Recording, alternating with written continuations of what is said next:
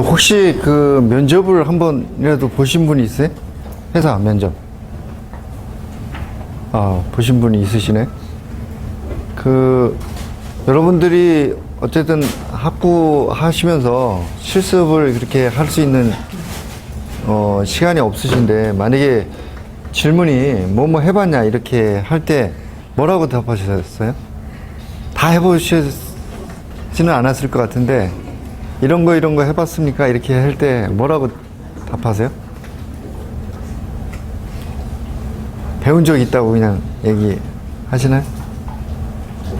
배웠고 실습을 해봤습니다. 그래요? 그러면은 구체적으로 더 질문하지 않으시나요? 면접관. 시험 질문하면 한번 실험 한번 그대로 설명드리고 있습니다. 그래요? 이제 면접을 하시다 보면 이제 자기가 직접 그러니까 학과에서 배우거나 이렇게 하지 않은 부분들 또는 여기서 이렇게 산업 현장에서 얘기하는 것들을 배운 적이 있는 것조차 이제 질문이 될 수 있어요. 그런데 그때 여러분들이 어쨌든 이 교재에 나와 있는 것들은 현장에서 오랜 경험을 하신 분들이 적어 놓은 거기 때문에 여러분들이 숙지를 좀 잘 많이 하시고 설명할 때 이해를 좀 많이 하셔야 돼요. 왜냐하면 자기가 직접 경험하지 않은 거를 면접에서 이렇게 풀어서 얘기를 하려면 교육을 잘 받으셔야 되고 잘 이해를 해야 되거든요. 근데 면접에서 저도 이제 면접을 많이 보는데 이제 떨어뜨리는 이유가 뭐냐면 잘 몰라, 개념을 모르는데 자꾸 아는 척을 하는 이런 친구들은 이제 면접에서 마이너스 점수가 많이 나가요. 모르면 모른다고 딱 그냥 선을 긋거나 아니면 여러분들 지금 이렇게 교육하는 것들을 잘 이해해서 이해하는 부분까지만 설명하시면 돼요. 면접에서의 하나의 툴일 수도 있습니다. 근데 나는 이해해서 꼭 돼야 돼 하는 그 마음에 잘 모르는데 막 이렇게 꾸며서 얘기하잖아요. 전문가들이기 때문에 뭘 얘기하는지 초점이 뭔지 이 사람이 알고 있는지 잘 모르면서 얘기하는지 금방 알아요. 그러니까 그렇게 자꾸 이렇게 하지 말고 그냥 솔직하게 어디까지 알고 어디까지 모르는지 이런 것들을 솔직하게 얘기하는 게 면접에서 가장 좋습니다. 특히 석사를 나오신 분들도 석사 2년 동안에 할 수 있는 실험이나 연구는 아주 제한적이에요. 근데 다 아는 것처럼 이렇게 얘기하는 분들이 있어서 굉장히 면접을 할 때 면접관들도 곤란한 적이 많아요. 그래서 혹시라도 이제 나중에 기회가 돼서 면접을 보게 되면은 알고 있는 부분은 잘 구체성 있게 또 자기가 아는 거를 잘 풀어서 설명할 수 있으면 좋고, 모르면 모른다고 그냥 딱 얘기를 하시는 게 좋아요. 근데 요번에 어쨌든 이런 프로그램을 들은 거는 굉장히 지금 산업 쪽에서 일어나고 있는 일을 전반적으로 다 다루기 때문에 여러분들이 기회 되면 자꾸 교재도 좀 더 보시고 또 이렇게 강의하시는 분들 얘기도 잘 질문 많이 하세요. 왜냐면 경험을 안 하셨기 때문에 얘기하는 게 지금 이게 맞는 건지 안 맞는지 모르면서 그냥 훅훅 지나가잖아요. 그러면 자기게 안 돼요, 실은.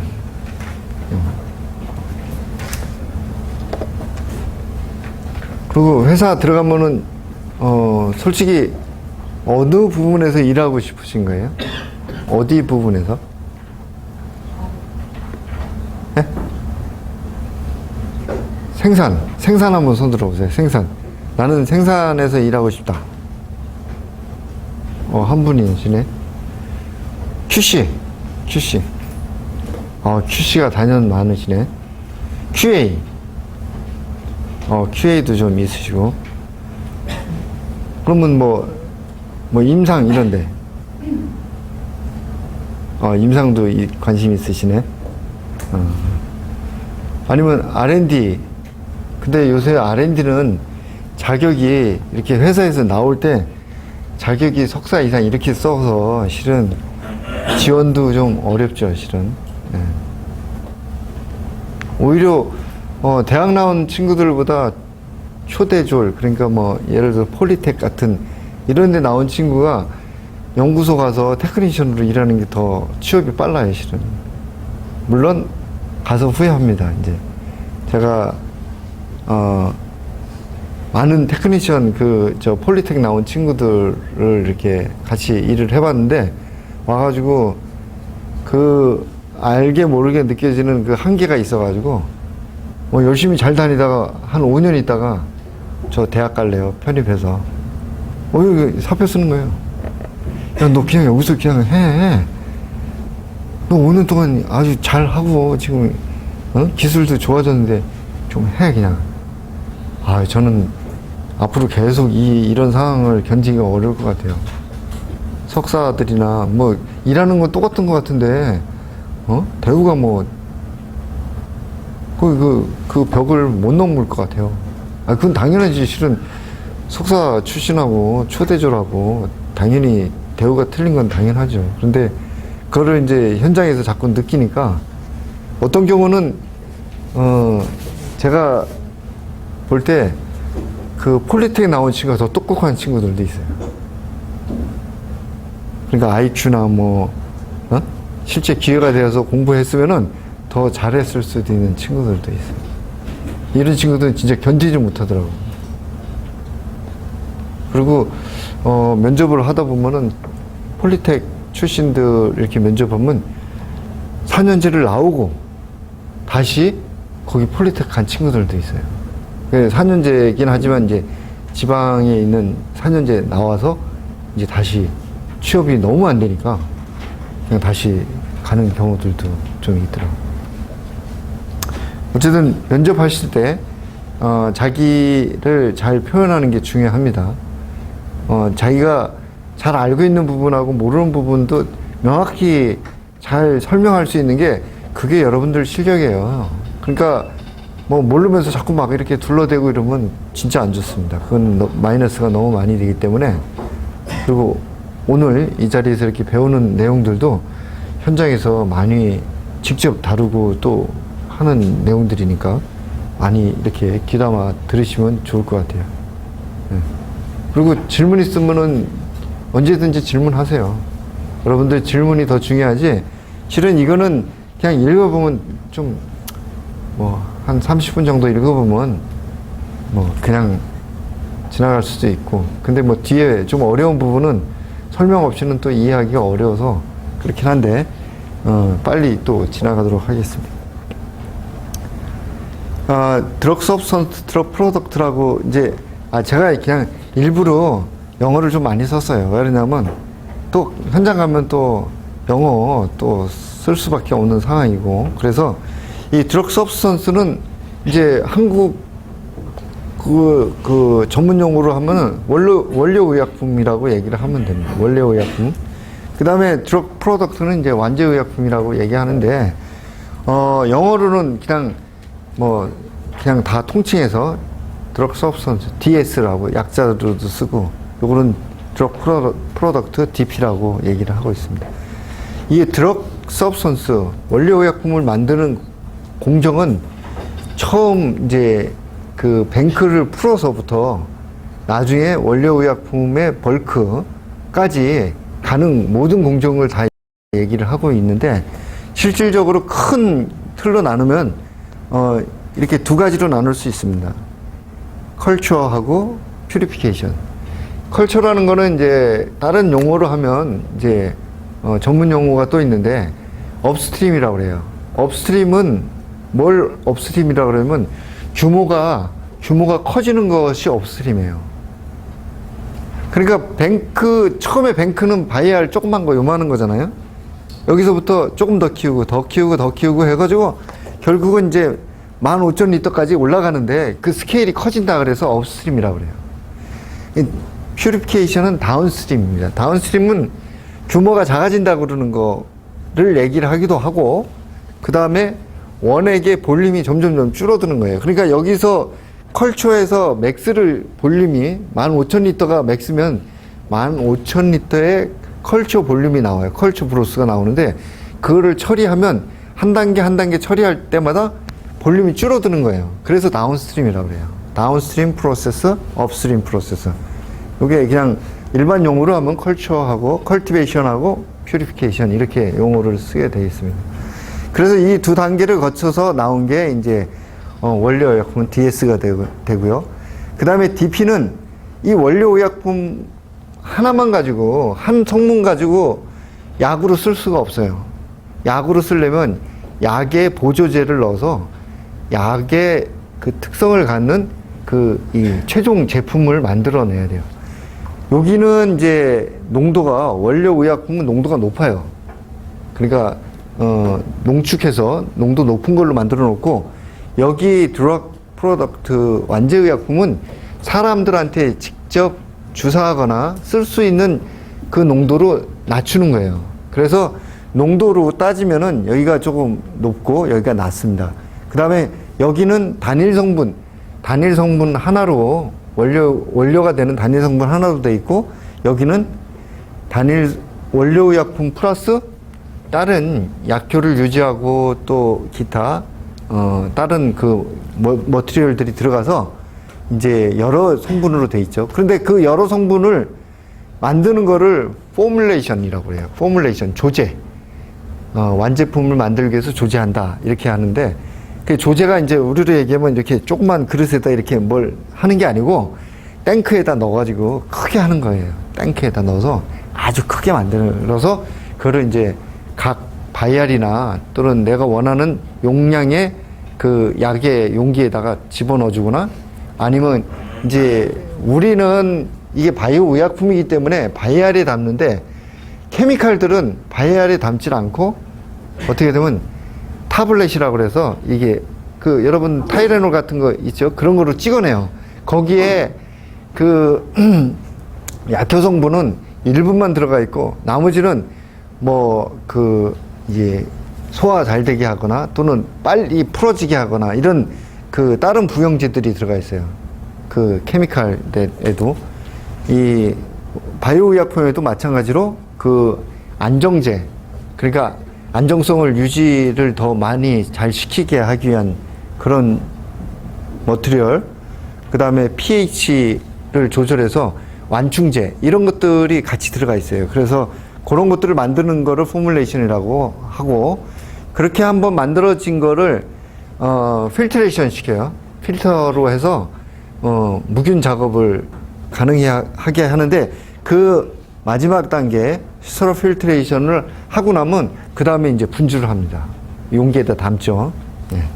그래서 그거를 테스트를 하고 여기도 테스트하고 여기도 테스트해서 적합한 그 드럭 서브스트랜트나 드럭 프로덕트만 이제 그 다음 단계로 진행할 수 있고 드럭 프로덕트는 이제 그 합격이 되면 이제 시판하는 거죠. 이제 밖으로 다 이제 보내서 제품 만들어서 그 다음에 여기에는 얘기를 안 했지만은 실질적으로 생산 쪽에 가면 여기에서 끝나는 게 아니에요. 여기서 끝나지 않고 요거 해서 그 다음 단계가 뭐냐면 포장이라고 그랬어요. 포장 작업을 해요. 포장 작업은 이제 바이알에 든 거에 레이블도 붙이고 박스에다 넣기도 하고 설명서 우리 지금 그 병원 가면 그 박스 뜯어가지고 이렇게 주사 이렇게 하잖아요. 그 안에 들어가 있는 거 그 전체를 만드는 게 이제 포장 작업인데 그 포장도 공장에서 같이 합니다. 요거는 이제 그 뒤에 그 저기기 때문에 이렇게만 그냥 설명드리겠습니다. 아까 얘기한 것처럼 컬티베이션은 업스트림인데 업스트림은 말씀드린 것처럼 이렇게 용량이 커지는 거예요. 점점 갈수록 커진다는 거죠. 네, 커지는 거고 그 다음에 다운스트림, 퓨리피케이션은 점점 갈수록 작아집니다. 이게 뭐 조금 이렇게 이 용기가 이제 그 비슷비슷해가지고 이제 이 대표성 있게 그려서 그런데 실제로는 이렇게 많이 점점 내려가면서 이게 점점 용기가 작아지게 되어 있습니다. 그래서 나중에는 이제 좀 여기서는 이제 뭐 한 1000리터, 2000리터 탱크를 썼다 그러면 여기서는 한 10리터 이런 그 용기 탱크를 쓸 수 있는 그런 저기로 되는 거죠. 그 다음에 이렇게 그 다운스트림 쪽에서 가장 중요한 것 중에 하나는 아까 얘기 드린 대로 바이러스가 외래로부터 유래될 수 있기 때문에 바이러스를 인액티베이션 하는 또는 바이러스를 제거하는 그 스텝이 들어가게 돼 있어요. 그러면은 이게 이제 이렇게 들어가게 돼 있다 그러면은 그냥 그런가 보다 그런 게 아니고 이게 공식화돼 있어요. 그래서 바이러스를 제거하는 공정은 첫 번째 바이러스를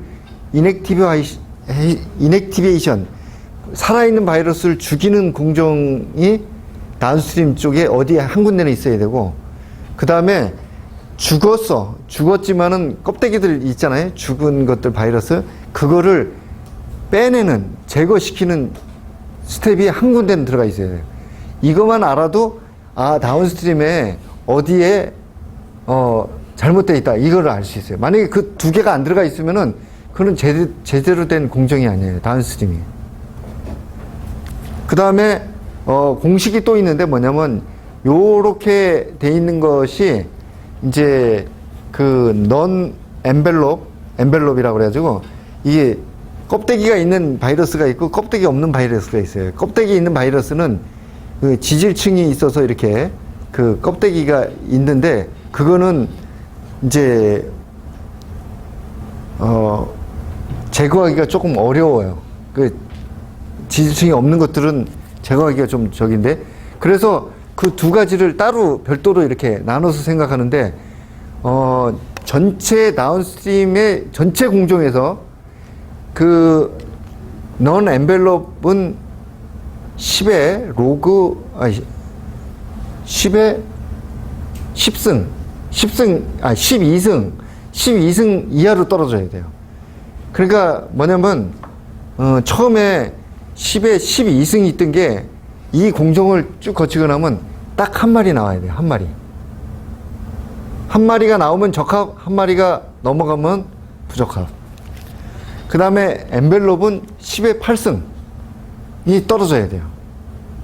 그러니까 이런 공정에도 또 그런 그 요건들이 있어요. 그래서 만약에 그게 안 일어나면 이제 그 공정은 다시 해야 돼요. 다시 세팅을 다시 해야 돼요. 그래서 개발할 때 이거는 큰 스케일에서 일어나지만 개발할 때 굉장히 신경을 많이 써야 돼요. 뭐 이런 것들 저런 것들 다 고려해야 되기 때문에.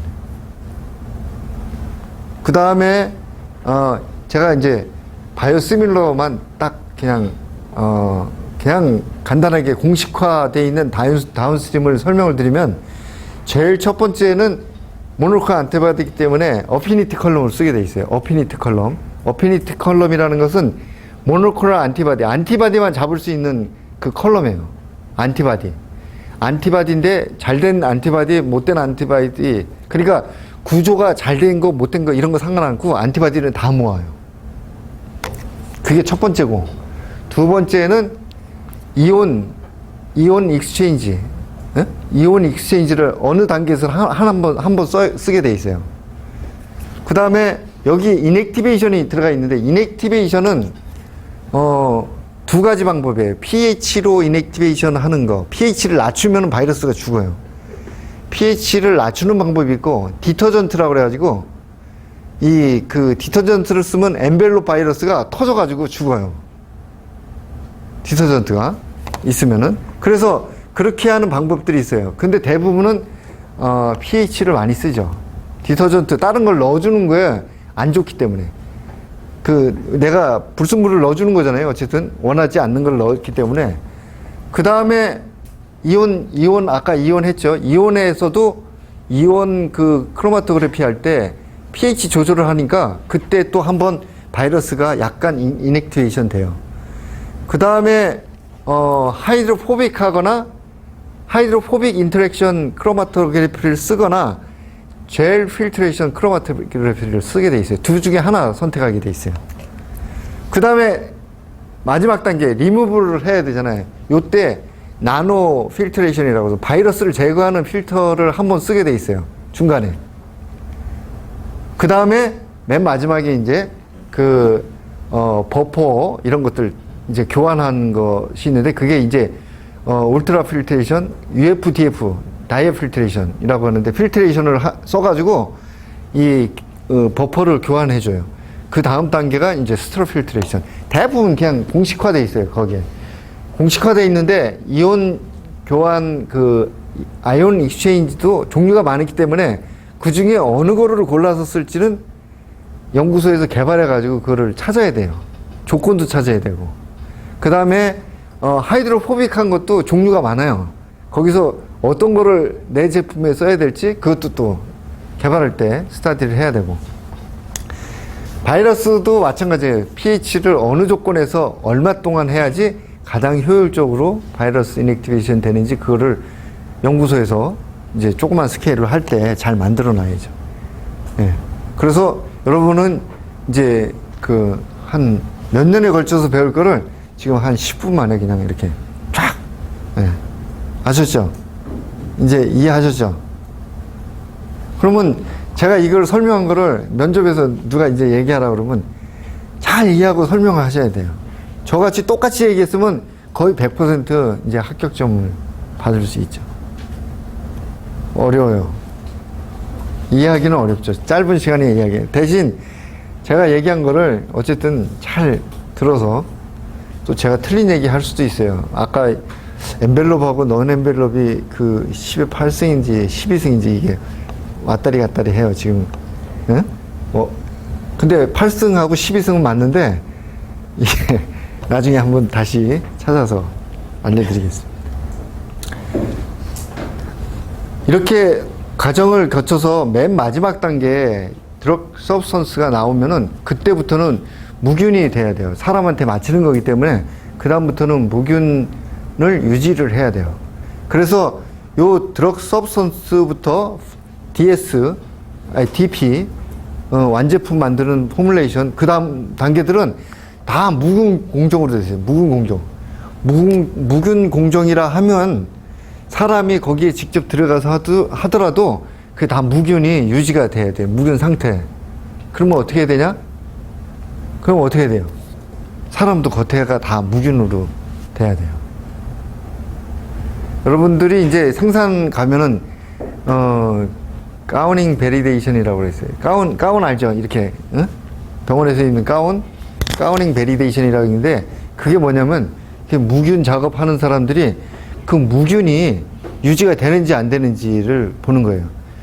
무균의 유지는 어디를 무균 유지를 하는 거예요? 어디를? 여러분들 겉을 무균 유지를 하는 거예요. 여러분들 그러니까 여러분들 지금 옷을 내가 입었는데 이 안은 무균이 아니에요. 이 겉을 유지를 하는 거예요. 겉을 유지를 하고 내가 하는 작업 공간도 거기는 무균적인 그 에어들이 내려오는 공간이에요. 그러니까 내 몸의 바깥에를 무균을 유지하는 거예요. 그럼 어떻게 해야 돼요? 그 옷이 옆에 오염되어 있는데 이런 데 닿으면 안 돼요. 그래서 가우닝 베리데이션의 가장 중요한 거는 옷 입는 절차예요. 바깥에를 유지를 해야 되잖아요. 무슨 얘기인지 아셨어요? 바깥에를 유지를 해야 되는데 요 바닥도 그렇고 어디에 물건이 닿으면은 무균이 깨져요. 그리고 옷을 입고 나서 나중에 그렇게 옷을 입고 나서 장갑 끼고 해서 요 손바닥 장갑 낀 손바닥 그 배지에다가 딱 찍어요. 그 다음에 여기도 찍고 이런데 뭐 찍어요. 균이 안 나와야 돼요. 균이 나오면 어떻게 되냐? 그 사람은 탈락. 그럼 무균 작업은 한 번 들어가면은 또 못 나와요. 아주 되게 힘든 작업이에요. 그래서 막 곡을 끼고 막 이렇게 아무것도 안 보이게 돼 있는 사람들 있잖아요. 그 사람들은 대부분 다 무균 작업 하는 사람들이에요.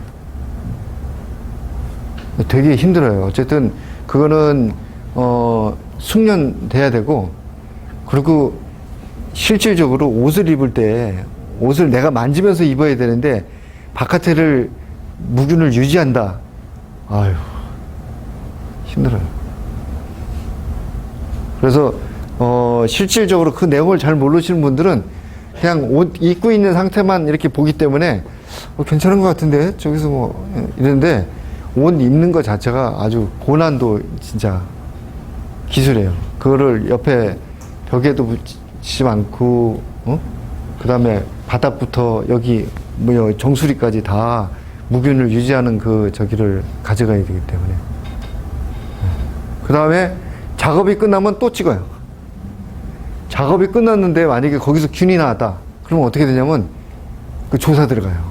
진짜 제품에 영향이 있는지 없는지 그냥 엄격하게 GMP에서 엄격하게 적용합니다. 무균 작업에 대해서는 여기서 이제 이 이후부터는 무균 작업이기 때문에 굉장히 힘든 그런 공정이죠.